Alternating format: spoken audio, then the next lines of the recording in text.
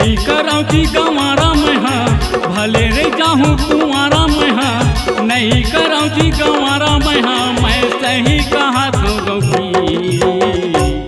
मोला धन देवे भगवान रील बनैया डौकी मोला धन देवे भगवान रील बनैया डौकी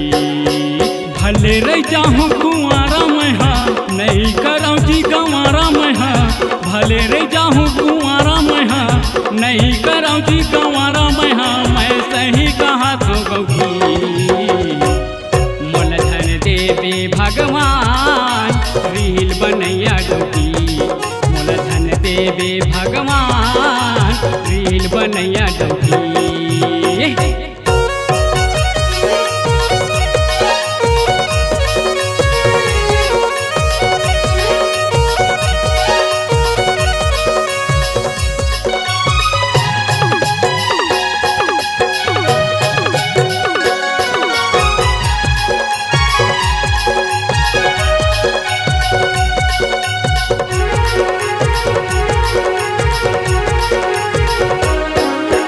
डौकी हरील बनावत रही थे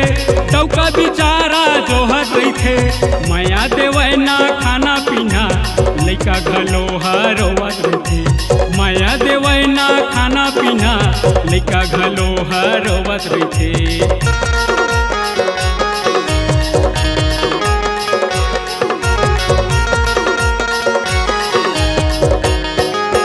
डौकी हरील बनावत रही थे डौका बिचारा जोहत रही थे माया देवै ना खाना पीना लैका घलो हरोवत रही थे माया देवै ना खाना पीना लैका घलो हरोवत रही थे। रील बनाथे जी फैशन माँ जीव चुरत रही थे टेंशन माँ रील बनाथे जी फैशन माँ जीव चुरत रही थे टेंशन माँ मैं सही कहा तो गौकी मोला धन देवे भगवान रील बनैया डौकी मोला धन देवे भगवान रील बनैया डौकी।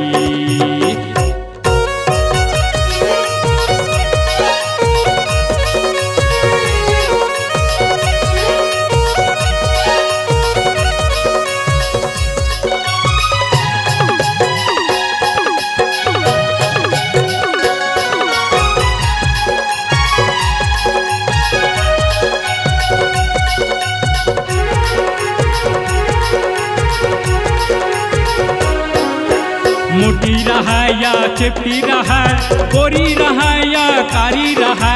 पढ़े रहा के या नारी रहा फिर सुघर दी संस्कारी रहा पढ़े रहा के या नारी रहा फिर सुघर दी संस्कारी रहा।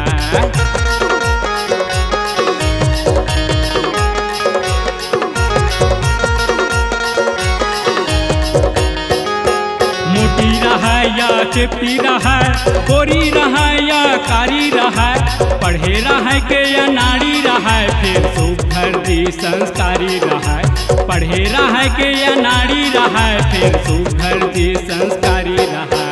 बाई चाही मोला ऐसने असन घर परिवार है रही मगन बाई चाही मोला ऐसने असन घर परिवार है रही मगन मैं सही कहा तो गौकी मोला धन देवे भगवान रील बनैया डौकी मोला धन देवे भगवान रील बनैया डौकी मोला धन देवे भगवान रील बनैया डौकी।